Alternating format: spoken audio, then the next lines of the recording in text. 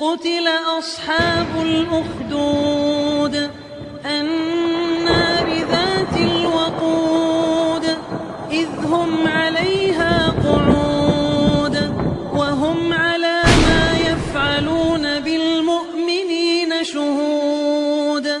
تو اس کے نہ ماننے پر بادشاہ نے ایک آرا منگوایا اور راہب کی مانگ پر رکھ کر اس کو اوپر سے جو آرا چلایا تو راہب کے دو ٹکڑے ہو گئے، ایک ادھر گرا اور دوسرا ادھر گرا، یہاں تک کہ پھر وزیر کو بھی بلایا گیا.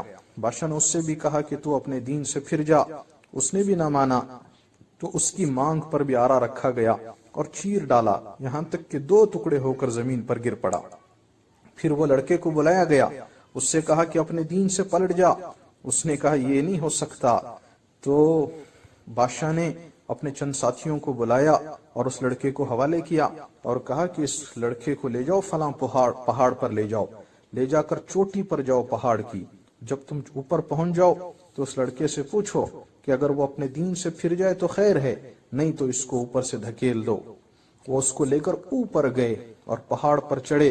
لڑکے نے دعا کی کہ یا الہی جس طرح تو چاہے مجھے ان کے شر سے بچا لے. تو پھر ایک کیا تھا، ایک زلزلہ آیا، پہاڑ ہلا اور وہ لوگ اوپر سے گر پڑے اور سارے کے سارے ہلاک ہو گئے. وہ لڑکا صحیح سالم واپس لوٹ کر بادشاہ کے پاس چلا آیا. بادشاہ نے پوچھا تیرے ساتھی کہاں گئے؟ اس نے کہا کہ میرے اللہ نے مجھے ان کے شر سے بچا لیا. پھر بادشاہ نے اس کو اپنے چند اور ساتھیوں کے حوالے کیا اور کہا کہ اس کو ایک کشتی میں لے جاؤ اور درمیان دریا میں لے جا کر اس سے پوچھو کہ یہ اپنے دین سے پھرتا ہے کہ نہیں پھرتا. اگر یہ اپنے دین سے پھر جائے تو خیر ہے، ورنہ اس کو دریا میں دھکیل دو. وہ لوگ اس کو لے کر گئے. لڑکے نے کہا یا الہی تو مجھے جس طرح چاہے ان کے شر سے بچا لے. پھر کیا تھا، اللہ کی طرف سے مدد آئی، وہ کشتی اوندھی ہو گئی اور لڑکے کے سوا سارے ساتھی ڈوب گئے اور وہ لڑکا زندہ بچ کر بادشاہ کے پاس واپس آ گیا. بادشاہ نے اس سے پوچھا کہ تیرے ساتھی کہاں گئے؟ وہ بولا کہ اللہ تعالیٰ نے مجھے ان کے شر سے بچا لیا. پھر لڑکے نے بادشاہ سے کہا کہ تو مجھے اس وقت تک نہ مار سکے گا جب تک جو طریقہ میں بتلاؤں وہ نہ کرے. بادشاہ نے کہا وہ کیا ہے؟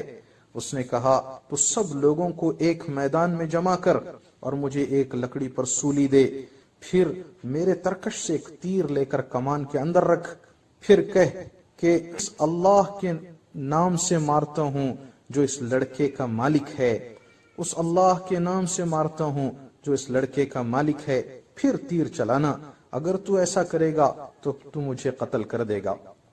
بادشاہ نے سب لوگوں کو ایک میدان میں جمع کیا، ہزاروں لوگ جمع ہو گئے. اس لڑکے کو درخت کے تنے پر لٹکایا گیا، پھر اس کے ترکش میں سے ایک تیر لیا اور تیر کو کمان کے اندر رکھا اور یہ کہا کہ اللہ کے نام سے مارتا ہوں جو اس لڑکے کا مالک ہے. یہ کہہ کر جو تیر چلایا وہ تیر لڑکے کی کنپٹی پر لگا اور اس نے اپنا ہاتھ تیر کے مقام پر رکھا اور وہیں وہ شہید ہو گیا. لوگوں نے جب یہ حال دیکھا تو ایک دم بے ساختہ پورے کا پورا مجمع، ہزاروں کا مجمع ایمان لے آیا.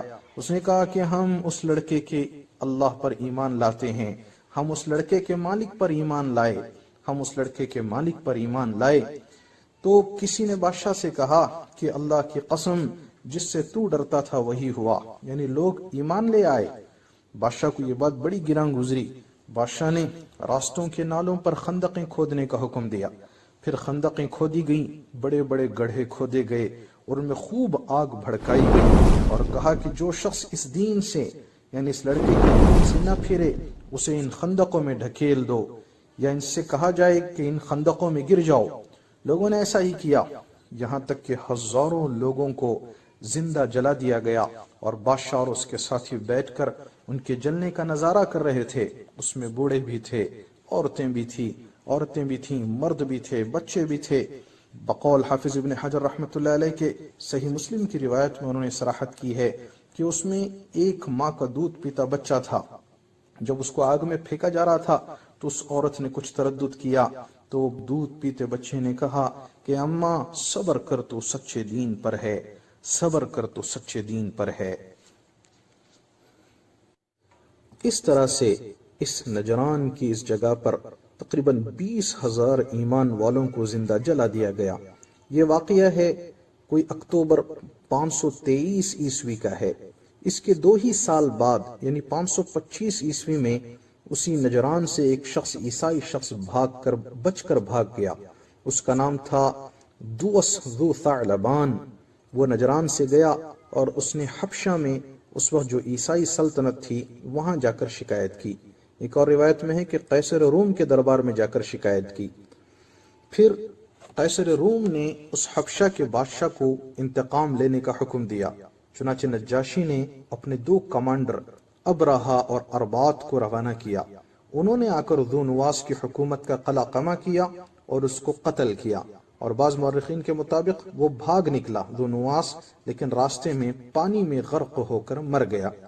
اس کے بعد سے یمن گویا عیسائی مملکت بن گئی، اور اس کی تصدیق بھی ہوتی ہے جو حسن غراب کے کتبے سے ہوتی ہے، جو یمن کے محققین آثار قدیمہ یعنی آرکیولوجیکل ایکسپرٹس کو جو کتبہ ملا، اس سے بھی یہ بات واضح ہوتی ہے اور ثابت ہوتی ہے۔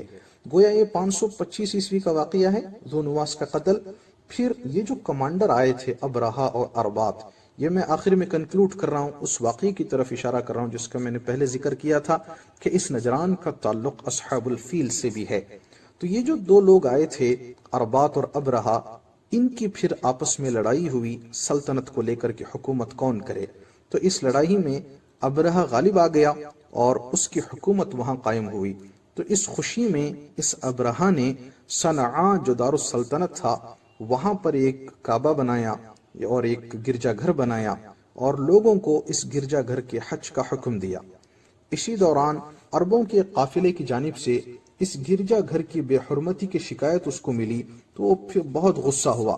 پھر اس کو پتہ چلا کہ لوگ حج کے لیے مکہ مکرمہ جاتے ہیں اور بیت اللہ کا حج کیا جاتا ہے، تب وہ ابرہا ہاتھیوں کا لشکر لے کر کعبے کو ڈھانے کے لیے مکہ مکرمہ آیا تھا، جس کا ذکر اللہ نے قرآن میں کیا ہے، وَأَرْسَلَ عَلَيْهِمْ طَيْرًا أَبَابِيلَ تَرْمِيهِمْ بِحِجَارَةٍ مِّن سِجِّيلٍ فَجَعَلَهُمْ كَعَصْفٍ مَأْكُولٍ، کہ اللہ نے وہ پرندوں کے غول بھیجے ابابیل کے، جنہوں نے اپنے پروں میں کنکریاں لی ہوئی تھیں، جنہوں نے ابرہا کے ہاتھیوں کے لشکر پر ان کنکریوں کو برسایا، جس کی وجہ سے پورے کا پورا لشکر ہلاک و برباد ہو گیا۔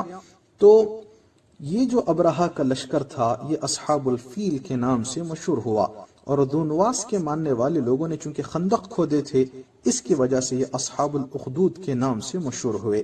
اور یہ جو اصحاب الفیل کا واقعہ پیش آیا، اس سال کو عام الفیل کہا جاتا ہے، ہاتھیوں والا سال، اور یہ وہی سال ہے جس میں ہمارے نبی حضرت محمد مصطفیٰ صلی اللہ علیہ وسلم کی ولادت باسعادت ہوئی، یعنی عام الفیل میں ربیع الاول کے مہینے میں، اور سن کے حساب سے 22 اپریل 571 عیسوی میں۔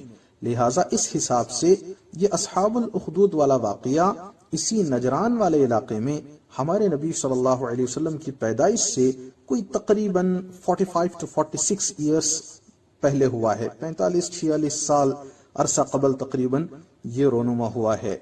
تو یہ واقعہ اللہ نے کیوں بیان کیا قرآن میں؟ تاکہ اللہ کے نبی صلی اللہ علیہ وسلم اور صحابہ کے دل کو تسلی دینے کے لیے کہ اس وقت جو یہ کفار مکہ آپ کے ساتھ کر رہے ہیں، اور یہ جو ابو جہل اور اس کے ساتھی اور منافقین اور کفار مکہ آپ کو جو تکلیفیں پہنچا رہے ہیں، حضرت بلال اور حضرت خباب رضی اللہ تعالیٰ عنہ کو جو تکلیفیں پہنچا رہے ہیں، یہ کوئی نئی چیز نہیں ہے، اس سے پہلے بھی لوگ ایمان والوں کے ساتھ یہ کرتے چلے آ رہے ہیں۔ اللہ کے نبی صلی اللہ علیہ وسلم کے قلب کو اطمینان پہنچانے کے لیے اللہ یہ واقعات لے کے آتا ہے۔